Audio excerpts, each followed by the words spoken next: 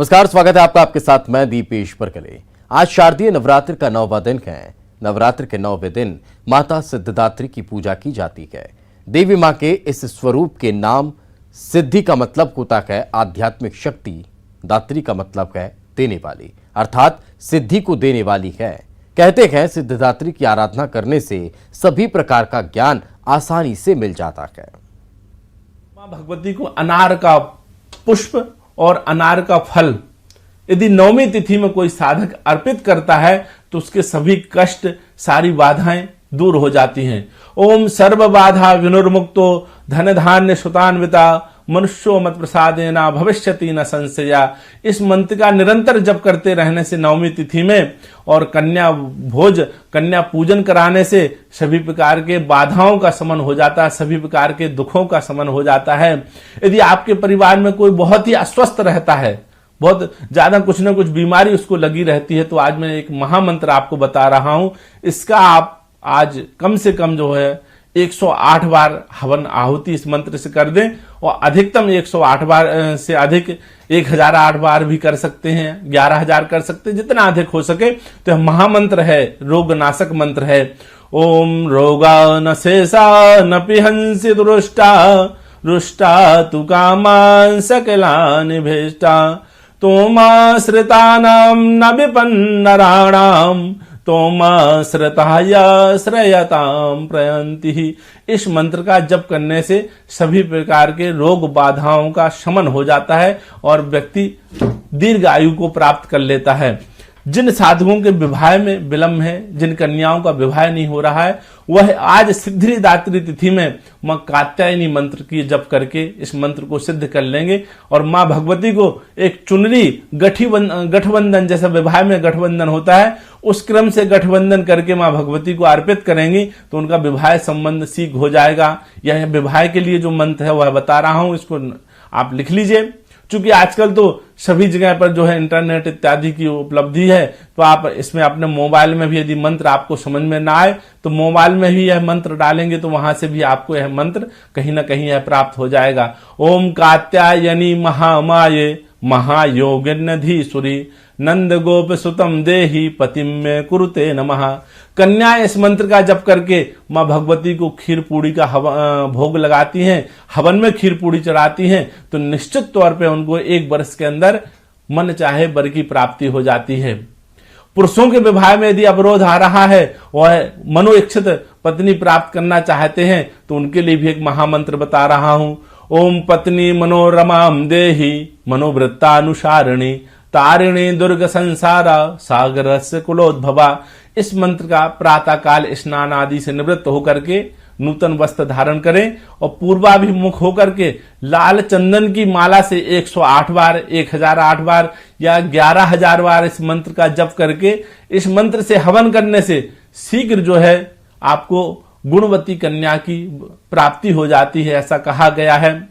जिन साधकों को जीवन में मां भगवती की सिद्धि चाहिए, मां भगवती की कृपा प्राप्त करना चाहते हैं, सभी प्रकार से अपना मंगल चाहते हैं, वह साधक भी ओम सर्व मंगल मांगल्ये शिवे सर्वार्थ साधिके शरण्ये त्र्यंबके गौरी नारायणी नमोस्तुते।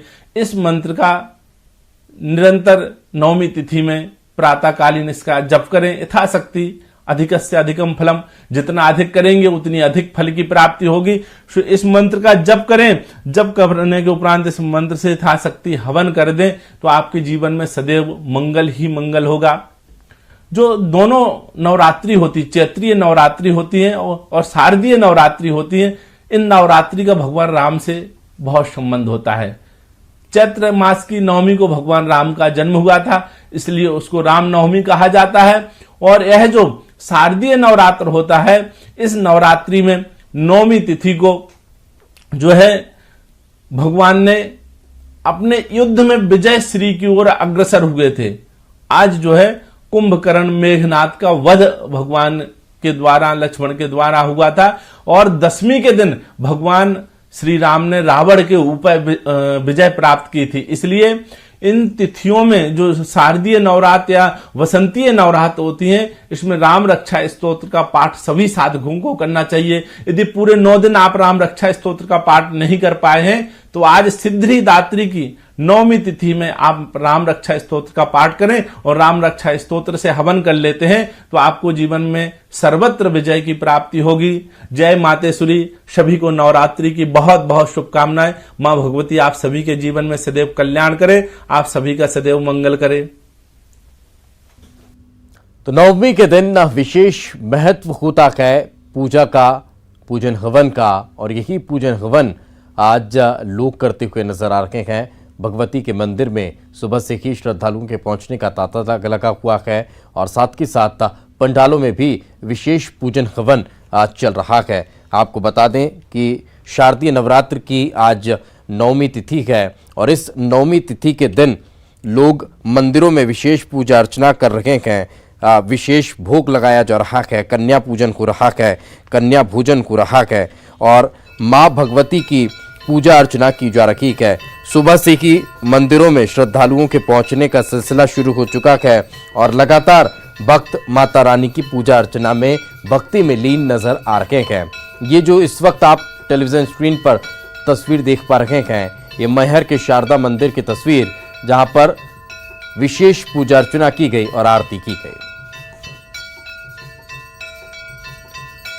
कहां किन मंदिरों में किस तरह की तैयारियां हैं आज नवमी को लेकर और कल होने वाले दशहरा पर्व को लेकर, चलते हैं। जितेंद्र शर्मा हमारे सहयोगी भोपाल से हमारे साथ जुड़ चुके हैं और पवन पटेल हमारे सहयोगी जबलपुर से हमारे साथ मौजूद हैं।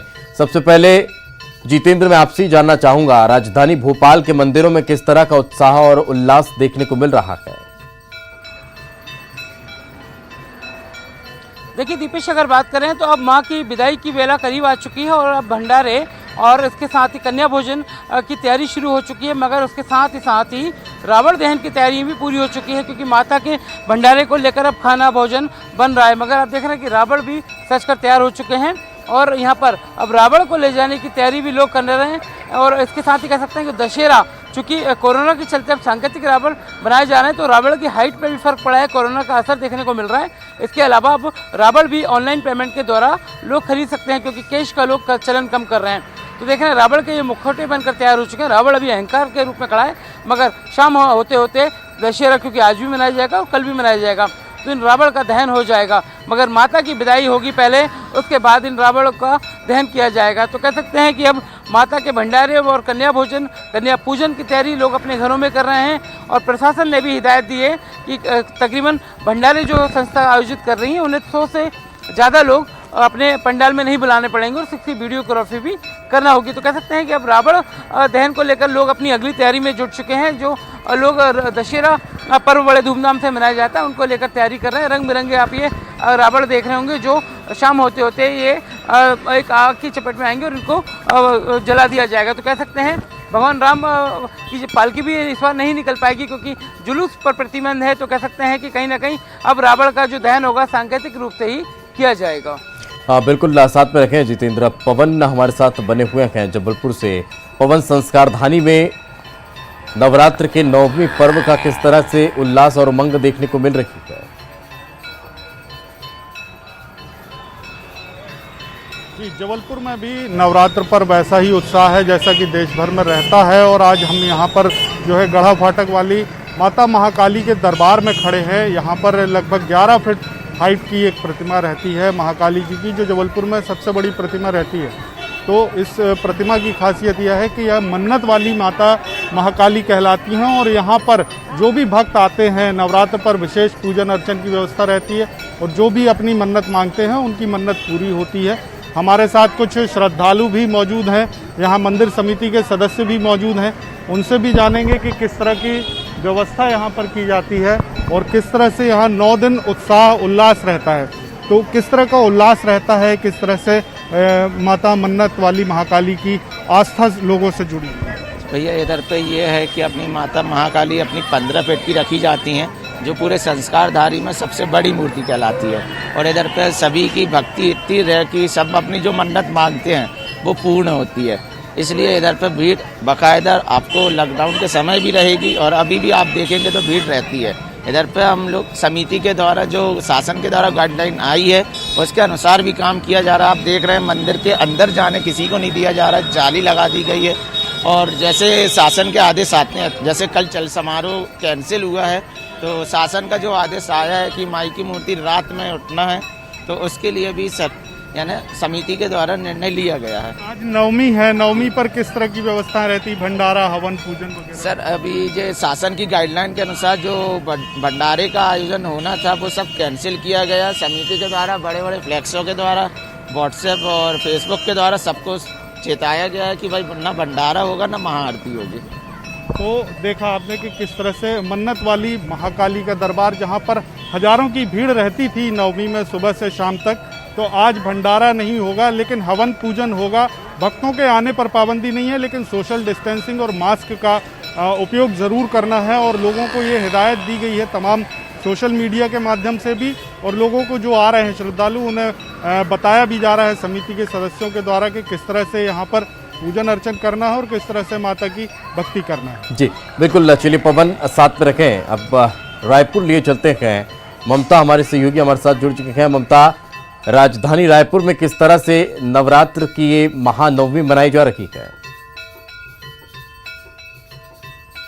बिल्कुल, देखिए राजधानी रायपुर के आकाशवाणी चौक में स्थित महाकाली के मंदिर में स्थित है, हम मौजूद हैं। और ये जो मंदिर है वो काफ़ी प्रसिद्ध है, लेकिन हर साल अगर हम बात करें तो हज़ारों की संख्या में भक्त यहाँ पर माता के दर्शन करने के लिए आते हैं, बाहर से भी आते हैं। और नवमी को तो ख़ास तौर पे अगर हम बात करें यहाँ पर भीड़ उमड़ती है, लेकिन चूँकि कोविड का समय चल रहा है, ऐसे में कोविड-19 के चलते मंदिर जो है उसमें जो श्रद्धालु आ रहे हैं वो कम है। और दूसरी बात यह है कि हवन कल कर लिया गया यहाँ पर, लेकिन हवन में 5-5 करके जो श्रद्धालु हैं वो 5-5 आहुति दे सकते थे।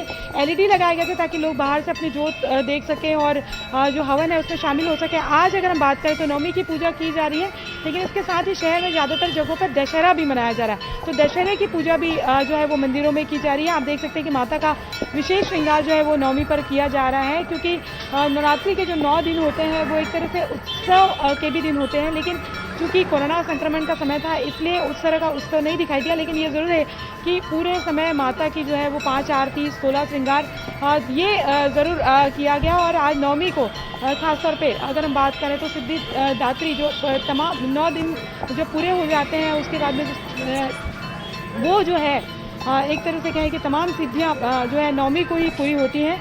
और व्रत आज लोगों का पूरा होता है, तो यही वजह है कि ज़्यादातर लोग माता के दर्शन करने के लिए आ रहे हैं ताकि आज अपना व्रत जो है वो करें, पूरा करें। नवमी के दिन यहाँ पर जो है वो कन्या भोज भी कराया जाता था और बड़ी संख्या में लोग आते थे और कन्या भोज कराते थे, लेकिन आज इस तरीके की जो रस्म है वो नहीं दिखाई दे रही है। मंदिर प्रबंधन की तरफ से ही जो है वो भोज कराया गया, लेकिन कहीं कहीं पर यह भी देखा गया कि एक ही जो कन्या है उसको 9 देवी का रूप मानकर भी पूजा की गई। तो जाहिर तौर पर कोरोना संक्रमण के चलते कई जो परंपराएं हैं वो यहाँ पर बदली हैं। श्रद्धालु यहाँ पर आ रहे हैं, दूर से माता के दर्शन करके जा रहे हैं और डिस्टेंसिंग जो है वो काफ़ी है, सोशल डिस्टेंसिंग बनाकर रखने के लिए कहा गया है। तो कभी अगर हम बात करें तो पिछले साल तक के यहाँ पर ये पूरी सड़क जो है वो यहाँ भर जाती थी, भंडारा यहाँ पर होता था और रायपुर के से दूर दूर से मतलब अलग अलग हिस्सों से लोग यहाँ पर भंडारा लेने के लिए, प्रसाद लेने के लिए आते थे। लेकिन मंदिर प्रबंधन ने साफ मना कर दिया है और कोविड के संक्रमण को चूँकि जिस तरह से गाइडलाइन रोकने के लिए जो गाइडलाइंस आई है उसके चलते सादी पूजा यहाँ पर की जा रही है। ये ज़रूर है कि सैनिटाइज करने के लिए यहाँ पर मशीनें भी लगाई गई हैं, LED कैमरे लगाए गए थे जो अभी बंद है, लेकिन कल तक के LED कैमरे के जरिए भी जो जोत है उसके दर्शन कराए जा रहे थे। जी तो बिल्कुल, कहीं ना कहीं पूरे कोरोना काल की वजह से अब अलग अलग व्यवस्थाएं नवरात्र में देखने को मिल रही है। साथ में रखें, वक्त एक छोटे से ब्रेक का है, ब्रेक के बाद जल्द हाजिर होंगे।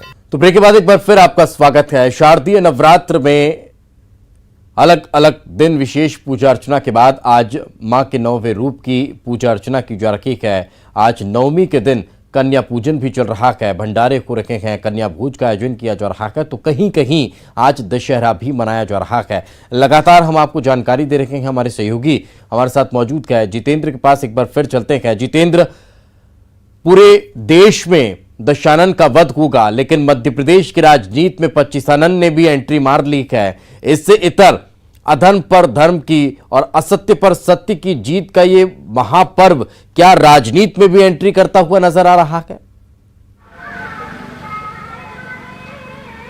बिल्कुल दीपेश, अगर बात करें तो जो त्यौहार होते हैं उनका कहीं ना कहीं चुनावी असर भी देखने को मिल रहा है और जाहिर सी बात है रावण का दहन होना है। वैसे ही अब दोनों ही दल एक दूसरे के जो नेता हैं उन्हें दशानन का स्वरूप मानकर उनका दहन करने की तैयारी कर रहे हैं। तो कह सकते हैं कि रावण दहन के बाद अब सिर्फ इंतजार ये है कि 3 तारीख को जब मतदान होगा तो किसकी विजय होगी, ये देखने वाली बात होगी। मगर दोनों ही पार्टियां अभी एक दूसरे को रावण के स्वरूप में देख रही हैं। लगातार विवादित बयान भी एक दूसरे पर कस रहे हैं, जिसका नतीजा भी देखने को मिल रहा है, क्योंकि हर बड़े नेता की जवान फिसलती जा रही है और मर्यादाओं को ताक पे रखा जा रहा है। बिल्कुल, पवन हमारे साथ मौजूद है। पवन, संस्कार धानी में क्या दशहरा और नवमी एक साथ मनाई जा रही है, या फिर जिस तरह से कल भी कहीं कहीं दशहरा मनाया जाएगा तो यहाँ पर भी दोनों दिन दशहरा का पर्व देखने को मिलने वाला है?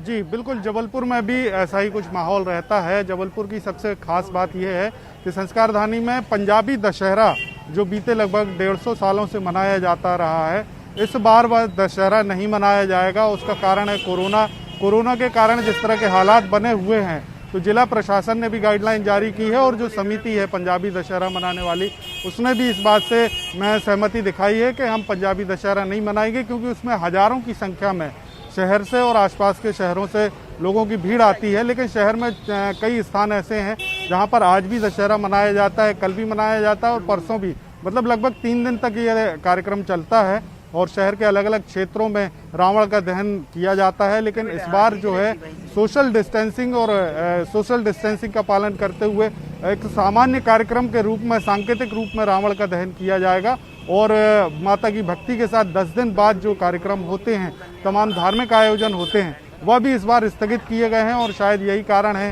कि इस बार उतना उल्लास नज़र नहीं आ रहा है और न लोगों की भीड़ नज़र आ रही है जैसी कि हर साल रहती थी। और लोग भी, शहरवासी भी इस बात से सहमत हैं कि कोरोना के कारण हमें सोशल डिस्टेंसिंग का पालन भी करना है और आस्था को भी अपनी जो है उसे भी निभाना है और माता की भक्ति भी करना है, रावण दहन भी करना है और तमाम प्रशासन की गाइडलाइन का पालन भी करना है।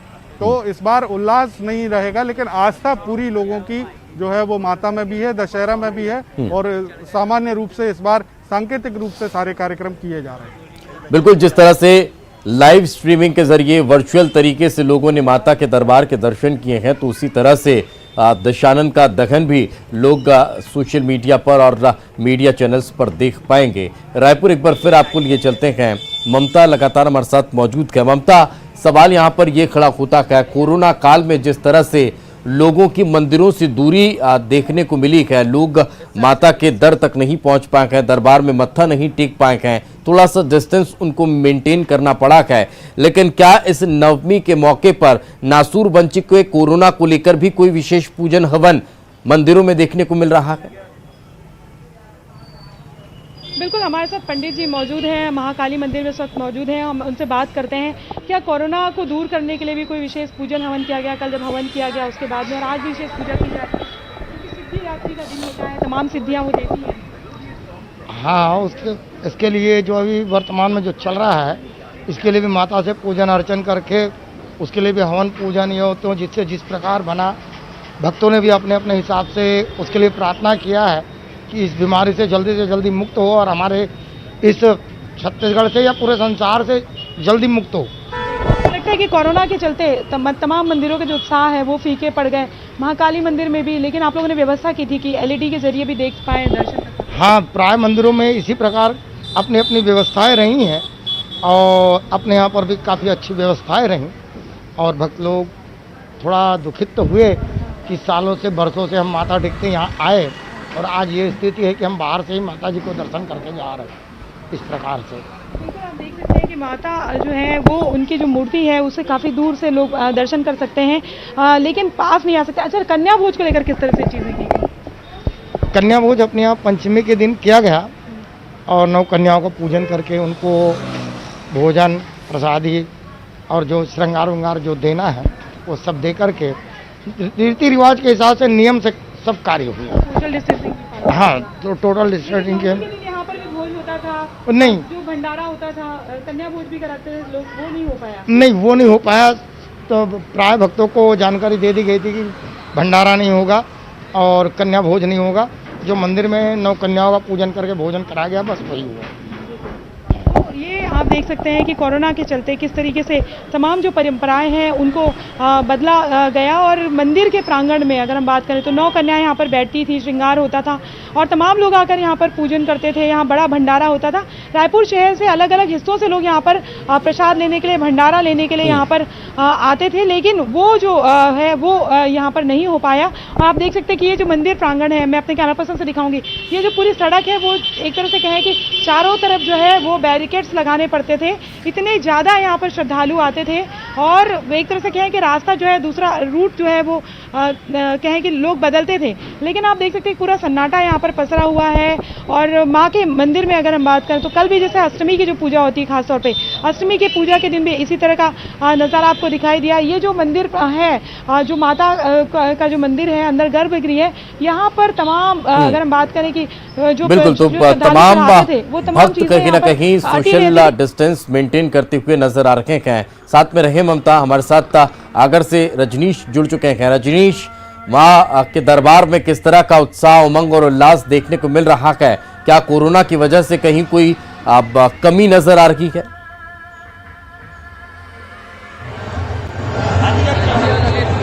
आगरमालवा जिले के नलखेड़ा का ये प्रसिद्ध माँ बगलामुखी मंदिर है, जहाँ नवरात्रि संख्या में यहाँ भीड़ आती है।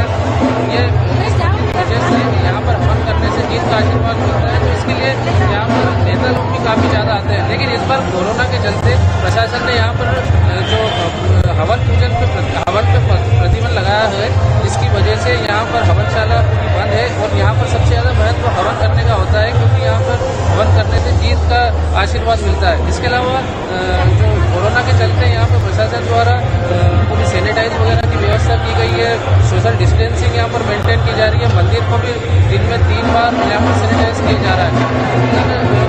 इसके बाद कोरोना का देखा जाए तो यहाँ पर रजनीश हमारे साथ लगातार बने हुए हैं। चूंकि आवाज उनकी ठीक से हम तक पहुंच नहीं पा रही है, पूजन अर्चन वहां पर चल रहा है और ये तस्वीरें आप देख रहे हैं, विशेष पूजा अर्चना। रजनीश, चूंकि प्रसिद्ध शक्तिपीठ नलखेड़ा में मौजूद है, मां पीताम्बरा का दरबार है, और आपको याद होगा जब मध्य प्रदेश में सत्ता परिवर्तन चल रहा था, जब सत्ता के लिए संग्राम चल रहा था, तब भी वहां पर पूजन अर्चन हुआ। और अब जब नई सत्ता हासिल करने के लिए चुनाव मैदान में तमाम राजनीतिक दल और राजनीतिक दलों के नुमाइंदे मौजूद हैं, तब भी वहां पर अपने अपने स्तर पर विशेष पूजा अर्चना की जा रही है। लेकिन इससे इतर ये अलग अलग तस्वीरें हम आपको दिखा रखे हैं, जहां विशेष पूजा अर्चना नवमी पर देखने को मिल रही है। और इसी के साथ बुलेटिन में फिलहाल इतना ही। दीजिए इजाजत, नमस्कार।